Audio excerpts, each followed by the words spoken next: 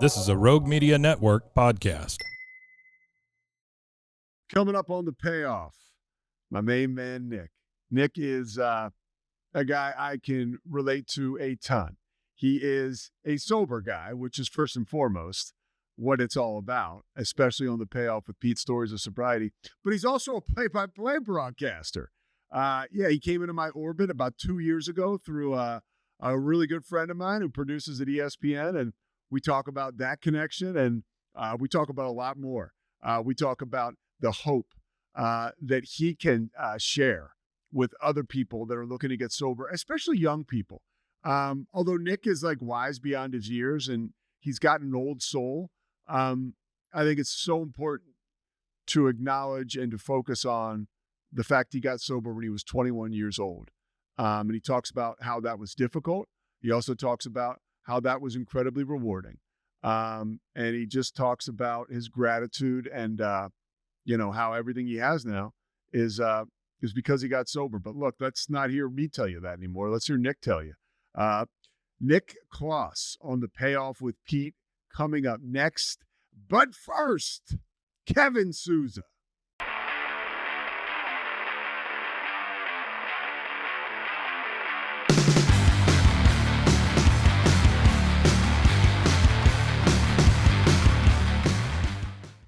So I guess it was 2 years ago, I'd worked with an ESPN producer a handful of times, probably 4 or 5 times actually, over the previous couple years, Alex Wheat, who's one of the best guys, not only in the TV industry, but just in the world. And Alex eventually linked me up with a young dude who had 2 major things in common with me. One, the guy was put on the earth to call games, okay? But that's not as important as 2, he was an alcoholic who was in recovery. And I said, Alex, he's like, can I hook you up with this kid? He's the man. I met with him a few times. I said, let me sink my teeth into this dude. Bring him on. And we were instant buds right away, fast friends, except for this guy is a hockey fan, and he's also a Capitals fan. So that's 2 strikes as a guy from Philly, a Flyers fan. But Joe, Nick Klos, man, thank you so much, dude, for doing this, brother. Of course, it's always good to see you. And like you said, we've chatted a few times and we keep tabs on each other just through the bond we've gotten over the years. So good to see you again and always good to talk. Yeah, dude. And you're absolutely crushing it in your career. And it's no surprise that I think even over the past few years, I've seen you make huge strides. And, every time I turn around, you're calling another game. And your content is really, really good. And it's also obvious that you're a guy with a full heart and a clear mind. And you're chasing goals, you're knocking them down. But none of this stuff happens. We're not getting your voice in the world if you don't get sober. And Mm-hmm. we're going to get into your story, but first off, I love getting people's sobriety date. When is your sobriety date? The day that you stop drinking? November 14th, 2021. All right, so November. So literally, you're like 10 years after me, almost to the day. I'm November 7th, Oh, wow. 2011. I didn't even know that until right now. Yeah, me neither. I mean, I don't always, when I'm talking to, young guys, I don't say, hey, what's your sobriety date right away? Mm-hmm. Yeah. When I talk to young broadcasters, I usually leave that question out. What drove you to that? I mean, what was the moment that led up to you, and what you're comfortable sharing with us? Yeah. That led up to you just shutting it down, and having that. For me, I call it the gift of desperation. Mm-hmm.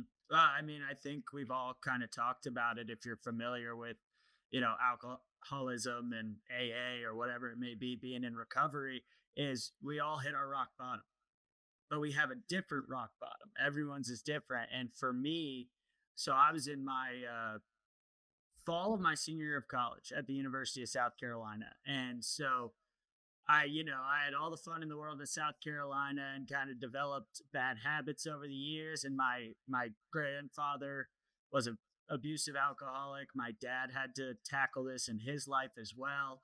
And they gave me the tools through my childhood and being open and talking about this as an issue that may come up in my life, that when I hit that rock bottom, I was ready. And I hit a few different ledges before hitting rock bottom and branches, whatever you want to say. Yeah. And you're just, if you're not ready to face it, you're not ready to face it. And I wasn't. And then it took my now fiance, then girlfriend, and we started dating beginning of my senior year. And there was a moment, and I won't get into too many details, where just, I was at my lowest and it involved her. And so there was a moment where it was, I was probably going to lose her, definitely, if I kept drinking. And so that forces you to really look inward, and what's the problem? What do you want in life? And I remember I wrote her a letter promising her what I was going to do to be better, the steps I was going to take, going to AA. And that night I went to AA for the first time. And I said those steps, not just for her, they are, regardless of if she took me back, whatever it was, this is who I want to be now for my future wife, for my kids, because that's what they deserve. They don't deserve me drinking, because that's just not going to be good. And my dad made a sacrifice for me and my mom and my brother. And if he hadn't done that, my life looks a lot different. So the change he made was so huge in my life. And the change I made has been tremendous for me, but also just knowing that my kids won't know a version of me that drinks. Yeah. And I'm very happy about that. And I hope I can continue that on as I get older and older. So was your dad pretty open about his story and his recovery? Oh yeah. I have known since my parents explained to me as, you're allergic to alcohol, or maybe like sometimes people are allergic to alcohol. And that's kind of how they introduced it when we were young. And then as we got older, we learned about my grandfather and the issues he dealt with. And then, my dad's story and the things he had to go through to finally get to that point and everything. So that's why I credit them for being ready at 21 years old to say, I may have just been able to legally drink, but my age doesn't matter. I see an issue that it's only going to get worse. So go and try and face it. And I wouldn't have been able to do that if they hadn't been so open. And I had such an understanding of what this issue could be and what alcoholism can do to a family. And without them teaching me all those things, I don't have the tools to go and make that decision at 21 years old. So your grandfather was in recovery too? Is that what I'm? No, he never got there. Never got it. So he was the example. Yeah, he was the opposite example. Yeah, my grandfather was too. I mean, my grandfather was. I never knew him, but just abusive, alcoholic from Jump Street, and my father never got sober, but he was certainly a much tamer version of his father. And there was too much pride there really for my dad to ever really talk about it. So my mom kind of bore the brunt of that responsibility you mentioned, because she was not alcoholic, but knew through my father's behavior and his drinking that, and knowing, my dad's family, like this is something that we were certainly going to have to compete with, my brothers and I. And ultimately we lost, we lost big time. Back for to start with you, because I love that you got sober when you were 21, as I understand it, right? So when were like the early days of drinking, like, what was that, a romantic situation? Like, cause for me, I always say it's like kind of the biggest mind fuck of all time. Was that like, did you romanticize it? Like, how did it begin for you? Like when I first started drinking or first got sober? No, first started drinking. Like how was it, Yeah, I mean, I started drinking like a lot of people just in high school, and it really didn't pick up until college, but there were already signs, because my parents would notice it, my friends would notice it. When I drank, I didn't stop. There was very obviously a stopping issue, and kind of having any control over it. But it was so rare, few and far in between. You're, 15, 16. So you're not, you're inexperienced in drinking. So Yeah. already you're having issues with that. But then I got to South Carolina, and that's where it became a daily thing. And it was starting to be dependent because I've dealt with a lot of depression and anxiety over these years. And how do you medicate that? Substances. Yeah. And using those things to not feel. I mean, I remember my junior year of college, like walking into my living room and being like, all right, I don't feel like feeling, I'm gonna black out. Just having that mindset is awful. And that's how I thought every day. And it just, I felt invincible. Like everyone talks about in AA or Narcotics Anonymous, whatever it may be, a drug of choice. And mine was alcohol. Like Yeah. I other substances, whatever, definitely did them, but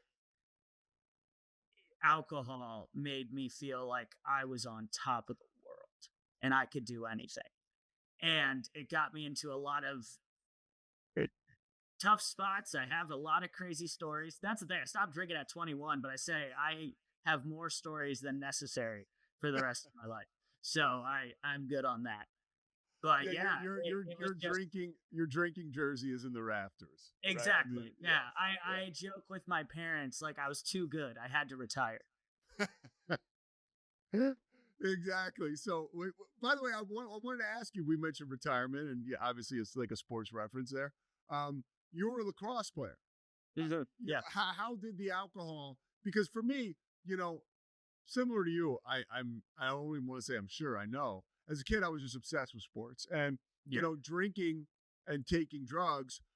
Um, sports was still a big part of my life, but like it Mhm. certainly took a backseat along with all my other interests because this Yeah. thing was now, at the forefront. I was a football player. I went to the University of Richmond to play football. I Yeah. actually developed a heart problem because of my drinking and using prior to even getting there.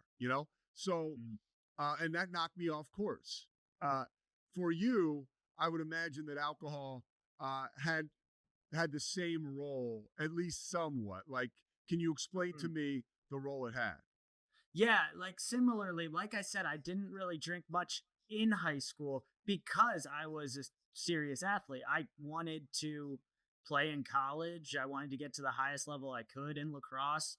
I also was a serious hockey player up until through high school. So I just And you knew, grew up, all for right, people that don't know, you grew up in the Virginia area, right? DC yeah, area. yeah, Northern Yeah, Virginia, outside yeah. DC. That's where the caps come from and everything. And Where'd you go to high school again? Centerville High School in Okay. Northern Virginia. Okay. And yeah, so I was so focused on that I knew, all right, drinking and stuff, I shouldn't do too much because I'm trying to be a serious athlete. But then I went to University of Tampa, committed there and went there for my first semester and decided it wasn't what I wanted. And that's when I went to South Carolina. And South Carolina is where it really all ramped up because I also my whole life had lacrosse and hockey, which every day was wake up, grind, wake up. What am I working for? What's my goal? So it had all my attention. When I left it, what was there to fill that? And at first, it was just pledging a fraternity, going to parties, drinking every day, filling it with alcohol and with partying and things like that. So once I got to school, that's where everything really took off. Like I said, signs were there, but that's where everything went. And that's why broadcasting has such a big role in my life because when sports were gone, when I was struggling with alcohol, with all these things, broadcasting and play by play is like sports in so many ways where it's about reps, it's about practice, it's about going out and doing it and you get better and you go from level to level to level. So it gave me something once again like I had in high school with all my whole life with sports that I could focus on and grind for and work hard for and put my attention into. And so that was really big for me too, helping me through that because, you're a senior in college and all your friends are going out. Well, I went and called a game. So that was how I stayed away. I took Saturday games. I took games that, other kids wouldn't want because they wanted to be with their friends. But for me, I knew that was where I needed to be. So it helped a lot. And like I said, with sports really did always take a front seat for me. And when it was gone, that's when things kind of went a different way. It reminds me of a quote. When I was a kid, I mentioned my two older brothers. You would always my brother Kevin was like 8 years older than me. So I would go in his room and you're searching around and looking at all the cool posters. And he was a musician and he had this poster of a guy. And I even forget the image, but I remember the quote. It said, when others partied, you practiced. Now it's your turn to party. And even though I don't even know, my brother Kevin was a raging alcoholic and cocaine addict till he got sober. So I don't know how much practicing he was doing. He was doing a lot of partying. So I don't even know if that applied to him at the time, but it certainly did later. And it certainly did for me later. And it sounds like it did for you too. I love that. Like people are having fun and that's their business. That's no problem. Whatever. Great. But it does take a certain mentality and sacrifice to say, you know what, that's just not for me right now for whatever reason. And there's a humility there too. Like if I go out, if I were to drink, I don't know what's going to happen if I drink. And oh, by the way, I'm not drinking and I don't want to go put myself in an environment where there are all kinds of feelings and emotions can get drummed up. Like that's just not for me. But that humility leads to such esteem. And I can see that talking to you now, 21 is a really early age to stop drinking and to get sober. And I really enjoy talking to someone like you because I tried getting sober when I was younger, 23, 24. I wasn't ready. Like you talked about, right? Like when you're not ready, you're not ready. But there's a lot of people who listen to this. I got a bunch of dudes some from Northern Virginia. They're in this recovery house called Synergy in Westchester, PA. And I know they listen to this and a lot of them are younger and they're like, it's a struggle sometimes when you're young trying to get sober. How did you attack that?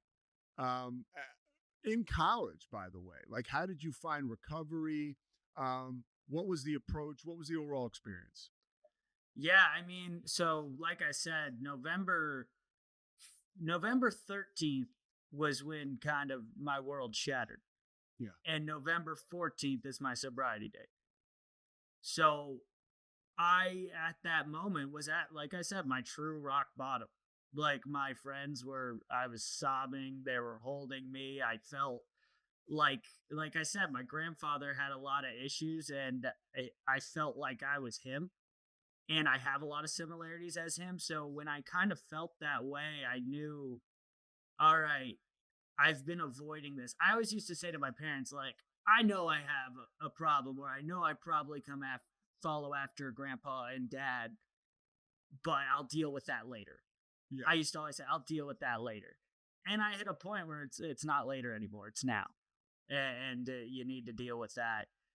But I mean, it's also because you're only ready when you're ready. And I was ready because, I had my fiance and she was there for me and by my side. And I wanted to do it for myself, but also so we could have the life that we can have now that I'm not drinking because, she wouldn't be in my life if I kept drinking. And that would have led to a lot of other things. And then after years and years and years, I couldn't imagine where I am if I'm alive. Yeah. So when you look at those things, all right, if I do this now, I have so many years where my life could be amazing. Yeah. But see, now you're talking, go ahead, finish your thought. No, it's just, and you look back at the first starting point is just, I was so low. And then thanks to South Carolina, they had a, recovery group and stuff. And so I reached out to them first. And because I was nervous about AA. Like I was nervous to go to AA for the first time and stuff and do that by myself. And they connected me with an older senior who was also in recovery. And he's like, let's go to a meeting tonight. And so I went with him and did my first newcomers meeting and everything. And I, it was really hard, but also I had never felt so much peace from just saying, hi, I'm Nick, I'm an alcoholic. Yeah. Like it just, I always said when I was at my lowest points and like just battling through it while I was in college, and sometimes I always say like white knuckling sobriety, you go in to a room and you can say, I'm an alcoholic, and you're just with your people.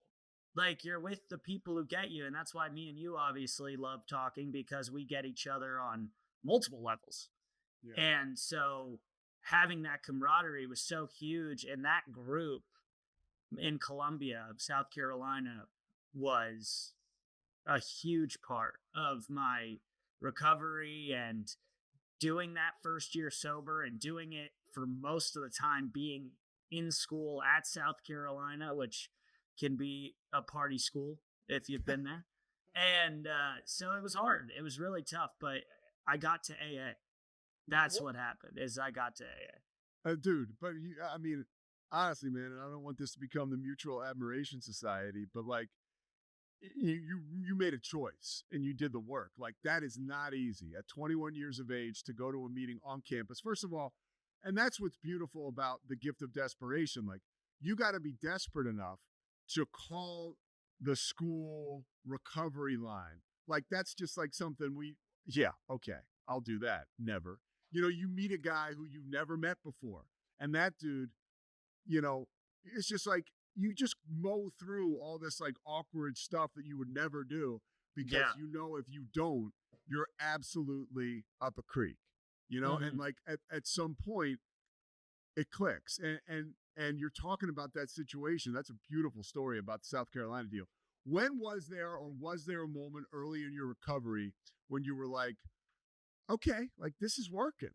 Like I can do this, because at some point it becomes, and it's hard to convey this to people who are new, and I wasn't hearing it really, but like at some point it goes from becoming a chore and a burden to a blast, and like it's not always a blast, and it's not like that kind of blast, but like you really are living free. Like when did you start to see little nuggets of that show up in your life?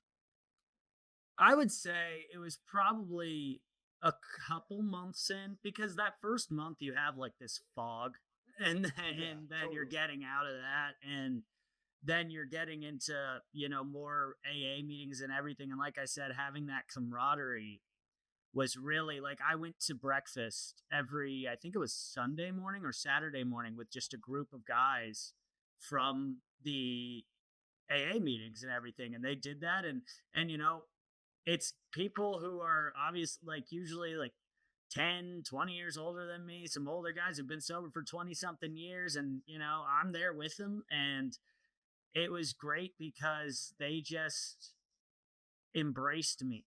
And my sponsor ended up being one of the guys in that group. And yeah, I'm a people person, and being around people is what lifted me up.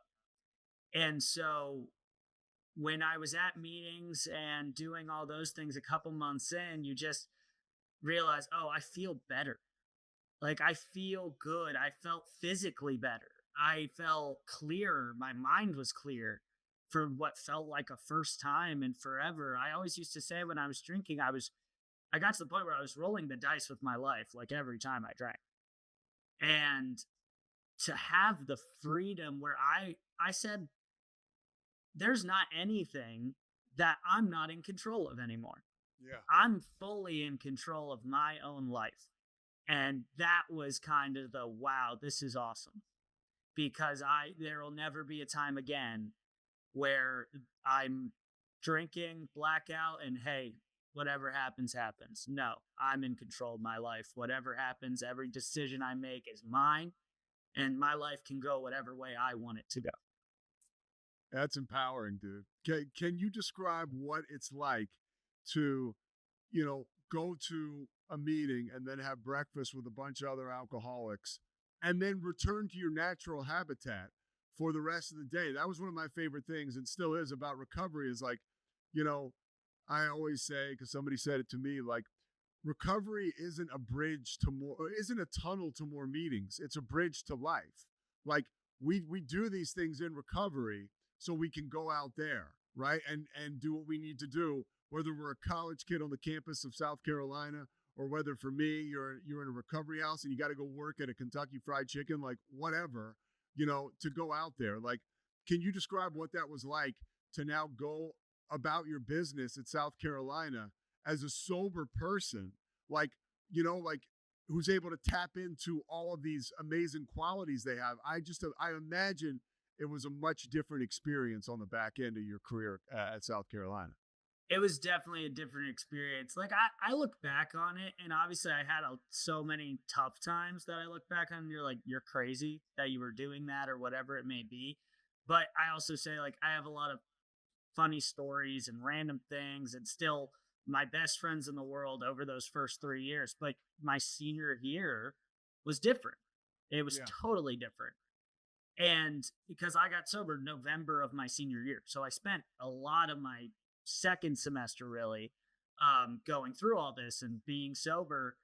And so it was a very different time, because it was filled more with Gamecock sporting events and calling a lot of games and spending time with my fiance in different environments than just because it was go to the bars every weekend, go to the bars. That was what you always did.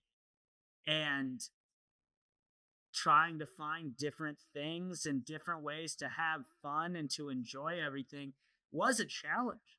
It was hard. And, you also have to deal with your friends that you haven't really fully explained it to. And, like, I was in a big fraternity, so, like, not everyone's close to you. So you do go out sometimes just because you don't want to be unincluded. You want to still see your friends and stuff. But, you get, Klos, what are you drinking? It's like, oh, I'm just getting a Diet Coke. It's like, oh, pussy. Yeah. But it's like, well, okay, that's whatever. Because at that point, I was like, if you don't understand, that's okay, but you're just not the right person in my life right now. Like, you Yeah. have to, we talk about that in AA too, is sometimes just people aren't, are you surrounding yourself with the right people?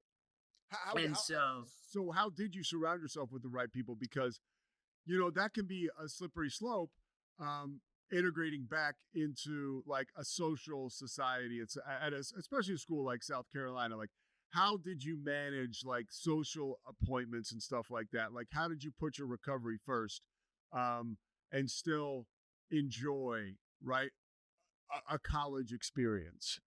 yeah, I mean, in a way, I put recovery first. Was so my senior year, second semester, I was a broadcast journalism major. We do something called senior semester, where we work 8 to 5 doing 2 newscasts. We have a big studio, 2 newscasts a day at 4 and 4:30, and we do them live. So you come out of South Carolina having done basically a reporter, anchor, producer, doing all those roles in real time and working on a deadline. So we were in there every day, 5 days a week, like we're working a job.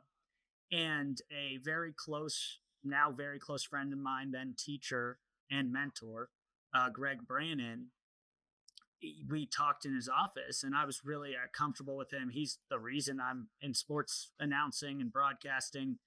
And I told him what was going on. And, he said to me, he's like, if we hit 5, or I forget the meeting time right now, but if we hit 5 and you got to go, like, you have your meeting at 5:30, just give me a look and go. And having someone like that, because he always said, he was like, your friends are all going to drink after you get off on Friday, and you're going to AA. Like, that was something where, one, having his support in that way, and he still talked to him yesterday for an hour. He's still a very close friend of mine. And, but that, I mean, if you want just an example of things being tough and making tough decisions on Friday in your senior year of college, rather than going out with your friends who you've been working with all week, which they're all doing without you, you're going to AA. Yeah. And that wasn't always easy. I felt left out a lot. I felt alone because it's just, you're in such, you're in an area where, in a space as being a 21-year-old in college at a party school trying to get sober, there's not many people like you. There's not many people you can relate to who really understand. But one thing my sponsor always said, he's like, I want you always to be going to rooms because one day a 21-year-old kid's going to walk in distraught and you're going to be there and be like, hey, it's okay. Like you're in the right spot. You may not look like everyone around you. You may not be the age of everyone around you, but people are here. And I always say, if there's someone getting sober in California and Washington and New York, whatever, and you feel alone, just know I'm rooting for you. We're all rooting for you because we're in it together. Like no matter where you are in this world, if you're getting sober, if you're in recovery, we're rooting for each other. And just thinking of that too, that you're not alone, but it can be tough. I mean, it's definitely tough, especially when you're just, you're different than everyone else in a lot of ways doing what I was doing. Well, and here's, I told, it was really hard for me too, like early on, right? Like, there's just so much change that's going on that physically can be uncomfortable, and mentally you're really just you're scrambled, right? And you're trying to find your footing, and it gets difficult. And a lot of times that's when people bail, right? Because I get it, because you're an addict or an alcoholic or both, or, and then you're just like, this is too much. Like, to do it when you did it at 21. And I so love the fact, because you're sharing with, I can tell, like, you're open with professors and people in your life that are instrumental to you achieving goals. And I got to believe that comes from being open in recovery, right? And taking direction from your sponsor. Like, hey, you can, because we don't know. It's like, dude, you can tell your teacher that you're going through this. Yeah. You can explain to them. And now you create even stronger bonds. It's the last thing we expect from these type of situations, right? That I'm going to actually establish an ironclad bond with this professor who now is going to be in my life still. I talked to him for an hour yesterday. He'll be at my wedding. Yes, because you had the gift of desperation, got sober, and followed direction. And there's more and more people like that turning up in your life who contribute to your great successes. Like, and I want to ask you a little bit about implementing something you're as passionate about, as you and I are both, about, broadcasting, calling games. How did your approach around that work change when you got sober? Was it something that and I don't know this, Nick, was it something you really hadn't even done much until you got sober? Or was it something that you were able to really focus on, right? And finally give it your best effort once you got sober? Yeah, I started doing sports announcing. Like, I took my first live production class spring of sophomore year of college. And then fall junior year of college, we had a class called sports announcing, where we literally went to softball scrimmages, did radio reels, and then reviewed them in class. So by the time you ended that class, your final was a reel. Cool. So you came out with a play-by-play reel, a radio reel. And so I did that, and then they selected some students who were interested, who applied, and then they chose a couple who were going to do men's soccer streams and softball streams for SEC Network Plus in the spring to get those, even more reps. And I got chosen to do that. And so I did that junior year spring, and then fall senior year, the other guys who were doing it graduated. So I got all the games. So I was doing a lot of this before I got sober. I always say, and we joke as a family, it's like, I was so high functioning. I did great in school. I had a great GPA. I was excelling with broadcasting. You wouldn't know. You wouldn't have known. Because I separated the two completely. Like, when I was at school, being a professional, broadcasting, locked. Get off, different. It was a different story.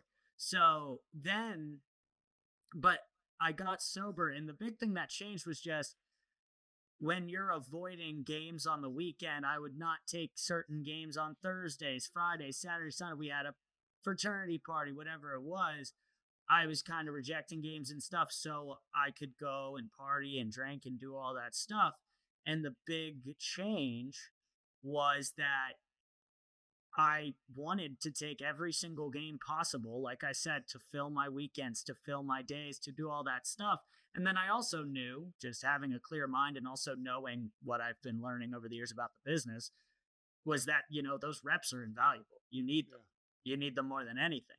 And so being able to have such a clear mind, have everything clear. And a part of the reason I got sober too was I thought, hey, you want a career in the public eye.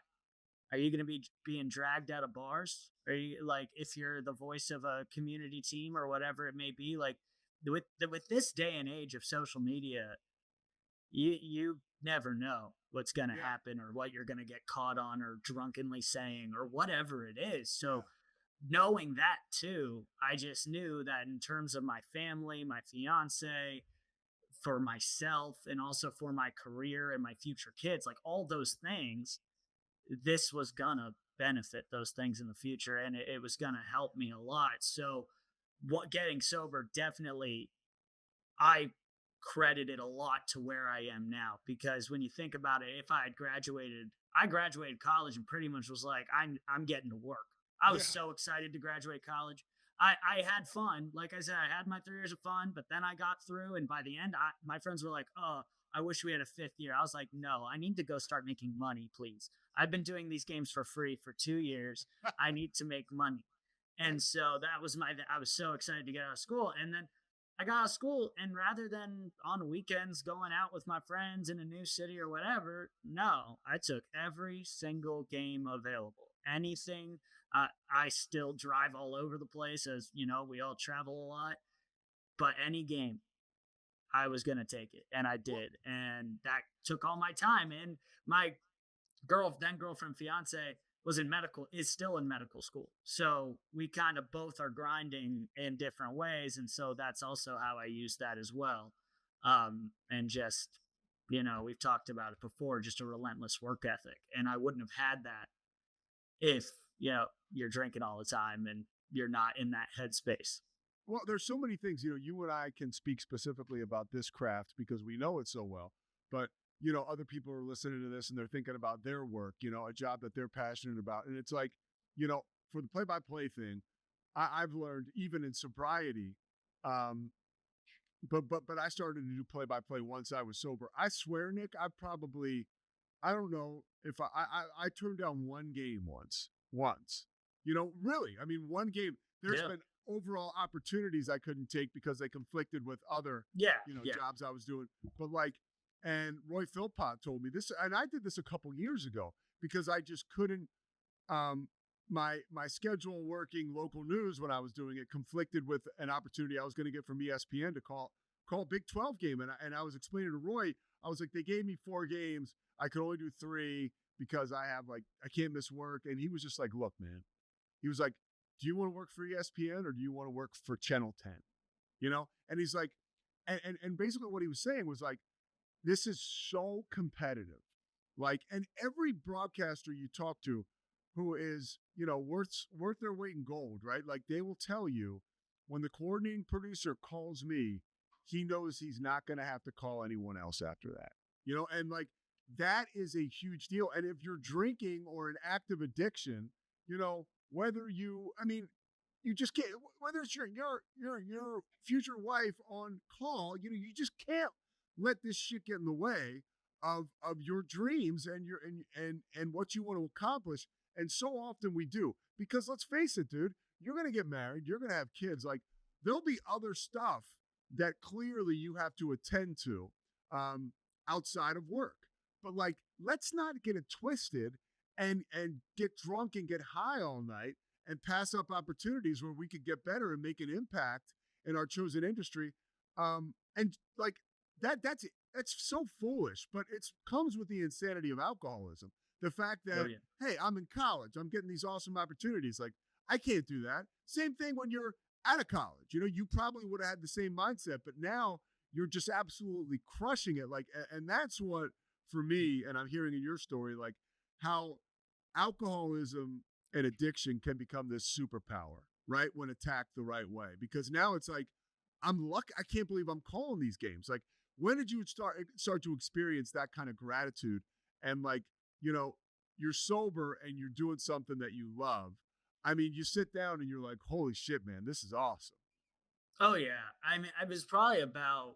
I mean, you're grateful for things throughout, and that's one thing that's great about talking things out is at in AA is you kind of discover things as you go. But about a year in, and every year since, really, I have been so grateful for it because, like I said, it's all led to where I am now.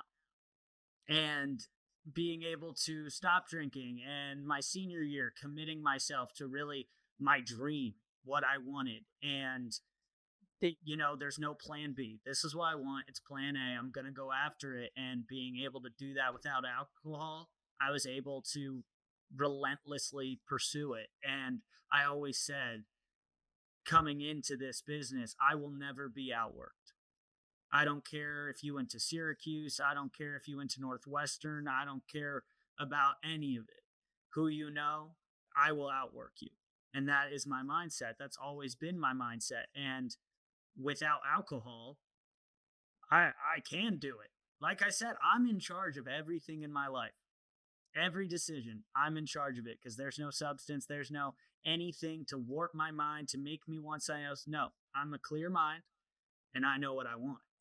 And being able to do that, and I just remember every time you get your first. I got my first UNC game, UNC lacrosse in my first year, spring, and that's a moment where you just gotta look back and you're like, wow, I don't think this is happening without that. Yeah. I truly don't. And now, like where I am now, and you've been too kind about it, but it's you're just so grateful because truly, I don't think any of it's possible because, like you said, a lot of coordinating producers or producers in general, they the way you build those relationships and build them positively is when they call, you're the guy who's like, yeah, I'm ready. Yep. The last Yeah. second night before. I mean, how do you often get that first toe in the door, foot in the door because someone couldn't do a game? They called you. All right.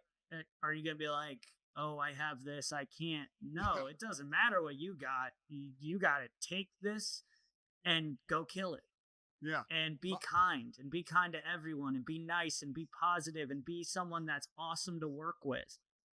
And that's how you're going to get asked back because. And that comes naturally when you're working this thing. And I want to ask you about, your vigilance in recovery because, now you're in a situation where, you work all these games, you're having fun. By the way, broadcasting, there's a rush from that, right? So you're getting that like dopamine hit and you do a great job. So people are like, hey, way to go, Nick. Like, how are you? Oh, you got a dog over there, huh? Yeah, I have two. I have two right now. My parents are in town. No. So we have their dog. Oh, and then are we your have parents my are there dog. too? Yeah, my parents are in the dining room right now. No kidding. Yeah. So they came down for the week, and they've just been hanging with us. I thought they came down for this. I mean, that's. Oh right. Yeah. They heard the podcast. They heard I was on the show, and we're like, they drove immediately. They did a hell of a job. I can tell you that much. So I'll let them know. For sure. When you, I guess, have the success though, you've got to keep your feet like on the ground. Like, so how does your recovery look like today? Because all this stuff you're talking about, obviously doesn't come without getting sober, but we got to stay sober too. Yeah. So like, what does that look like for you daily? Yeah, well, now it's first off, I really appreciate my fiance Emily and then my mom and my dad, they hold me accountable.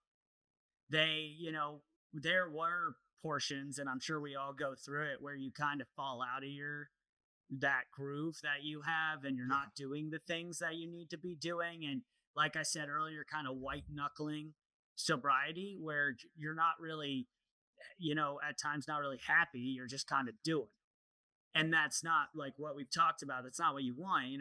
We've had these times where our life's a blast because of this. So in moments like that, they hold me accountable and they're like, all right, talk to your therapist, go to a meeting, do something. I have a friend who is in his 20s who's sober, and texting him, calling you. They recommend that too because we've talked about it. Always feel great after we talk because it's just we get to get everything out and we both understand each other well. And that's the thing, is finding, whether it's a meeting, whether it's my therapist I've talked to for years, just someone in the space that understands it. And I'm just a very verbal person. I'm a talker, as you can tell. I need to get it out, and I need someone to talk to about it. And those are the things that I just continue to do, is you got to just, and also remembering the start, like, because there are times you think you're like, I feel like I could do it. I feel like I could drink a couple at night and stop. Like, it's been years. I feel like it's pretty easy. That's not true at all. No, it's not true at all. But so you got to look back and you're like, all right, well, why are you where you are? And remember how bad that was? Remember how awful that felt? And you just got to remind yourself of where you came from.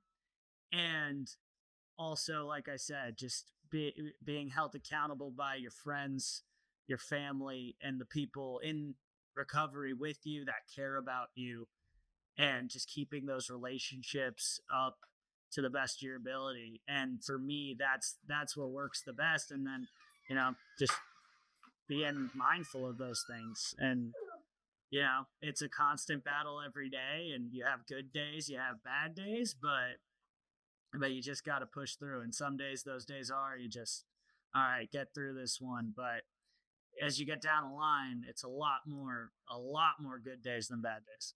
All right, I got like another minute and a half left with you. I got one more question for you. What do you tell someone, that's 21 years of age and has a drinking or drug problem?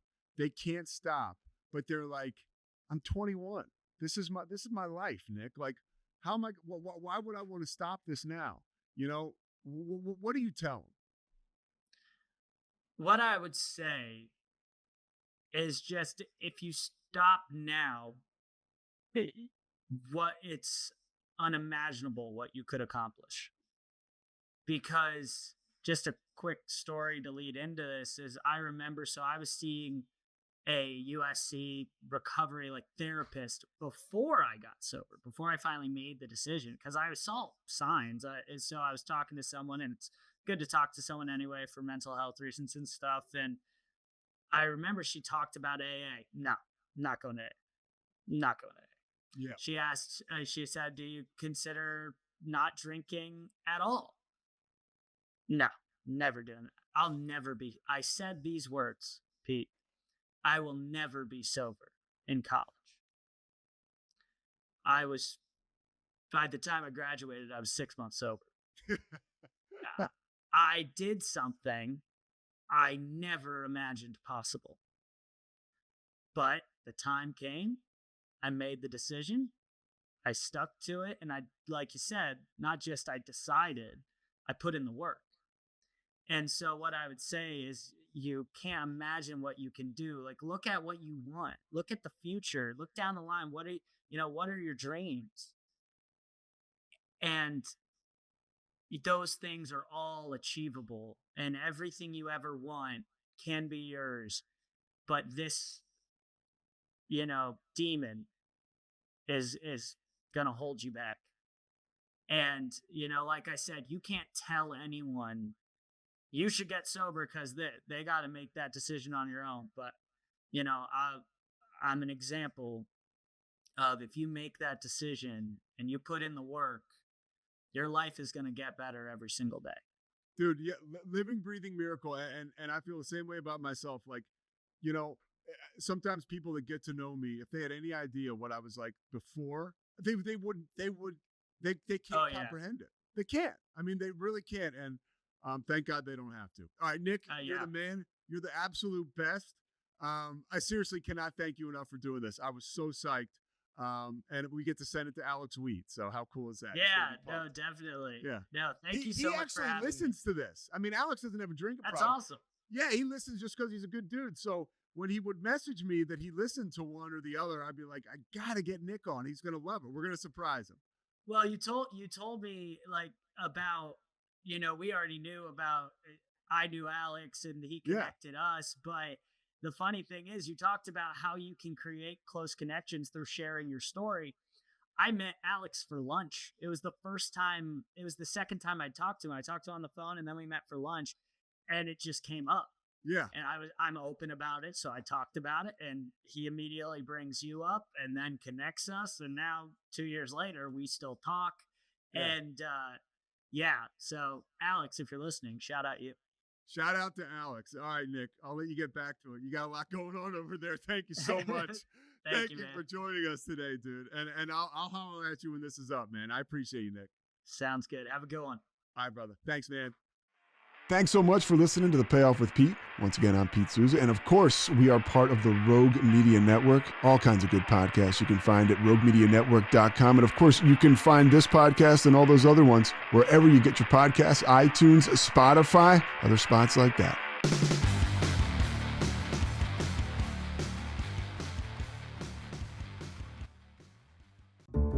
This has been a Rogue Media Network production.